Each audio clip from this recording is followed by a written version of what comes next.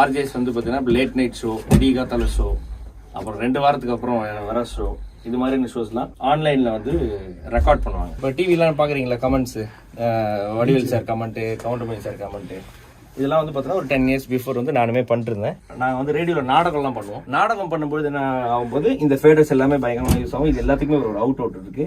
So 1 2 இப்போதைக்கு 2 மைக்கு, 3 mic இருக்கு.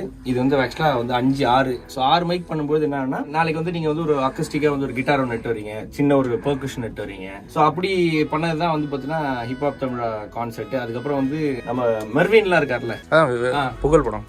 Okay. So மெர்வின்லாம் வந்து நான் வந்து ரேடியோவில் ஒர்க் பண்ணிருக்கும் போது அப்போதான் அவங்க வந்து ஸ்டார்ட் அப். அப்போ அவங்க சமயத்தில் அவங்க ஒரு பேண்டோட வந்தப்போ அவங்க கிட்டாரு, கீபோர்டு எல்லாத்தையும் அவங்க வந்து எட்டு வந்தாங்க.